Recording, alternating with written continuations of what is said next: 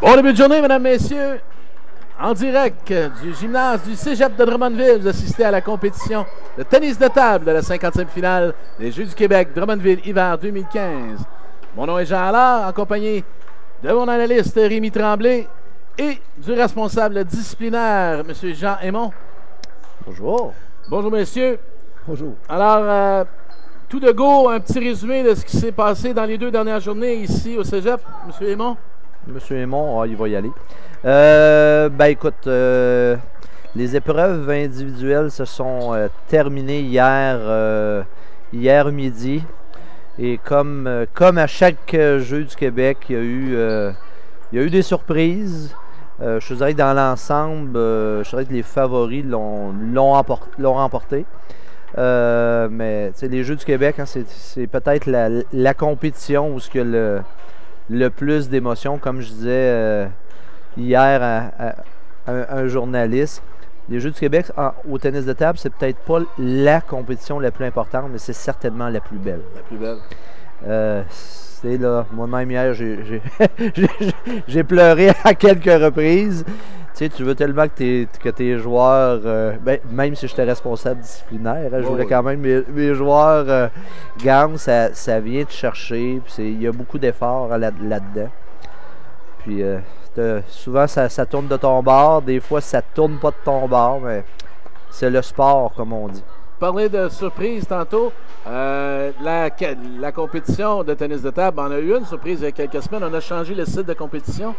Oui, le tennis de table était supposé d'être à l'école Marie-Rivier parce que il y a un agrandissement là-bas qui est en train de se faire. C'est comme un gymnase double et il va devenir un gymnase triple. Donc, la compétition était prévue là-bas.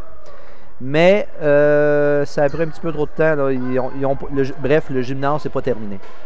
Donc, il a fallu se revirer de bord. Il y avait peut-être 2 possibilités.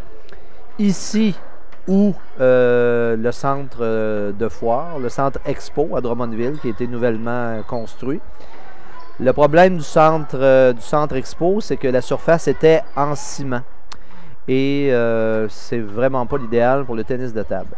On avait au début prévu avec la fédération faire une compétition à 22 tables. 22 tables, faire ça ici, c'était difficile, mais je ne voyais pas où j'aurais pu entrer des estrades de chaque côté. Avec la fédération, on a parlé, puis on a pu baisser le nombre à 20. À 20, je dis, on s'en va au Cégep de Drummondville. Je pense que ça va faire un super beau plateau. Oui, on a 2 salles. Ça aurait peut-être été mieux tout le monde dans une grande salle, mais honnêtement, ce que je pense, c'est qu'on était mieux ici. Le plan B était meilleur que le plan A. Je me suis arrangé avec Rémi pour avoir un beau plateau de compétition. On a des contours, des beaux contours, des tables de très grande qualité. C'est des tables du club qui ont été transportées ici. C'est des tables de qualité, c'est des tables du club. Je me suis toujours dit que si tu veux avoir des joueurs de qualité, il faut que tu les entraînes avec du matériel de qualité. Puis le club actuel à Drummondville, le club Intersport, moi ce club-là a débuté en octobre 2004. Et j'ai parti un club un peu à cause de mon fils qui avait 9 ans à l'époque. Puis je me suis dit, mon fils ne passera pas par où j'ai passé. J'ai connu la grosse misère, moi, étant joueur. Là, le matériel quand j'ai joué, c'était pas du matériel de qualité.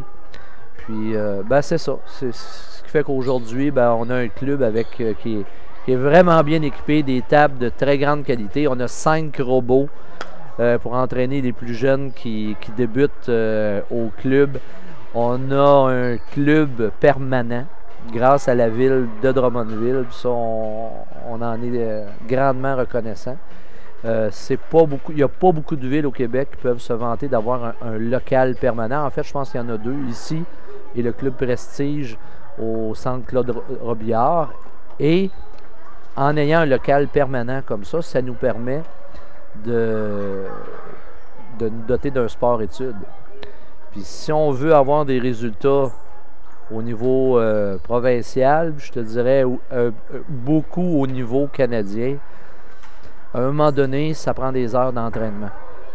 On dit tout le temps là, que... Hein? Oh, je pensais que tu avais dit quelque chose.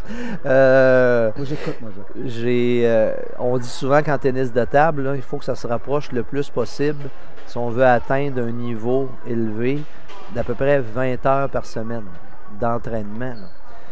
Donc, les joueurs québécois qui s'entraînent peut-être juste 10 heures, c'est peut-être suffisant au Québec, mais pour réussir à aller plus loin, ça en prend plus.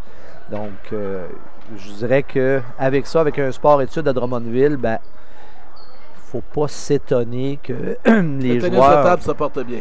Ben, en tout cas, oui. Au Québec, je dirais que le tennis de table se porte très bien. Puis, ça nous permet au Centre du Québec d'avoir des assez bons résultats. On a nos 2 équipes, gars et filles, sont présentement en demi-finale. On verra ce qu'ils vont faire tantôt, mais on a peut-être des chances d'aller en finale. On vous remercie pour votre temps, M. Aymon. On va vous laisser retourner à vos occupations pour la compétition. Ben, on vous souhaite une bonne fin de jeu. Merci. Merci.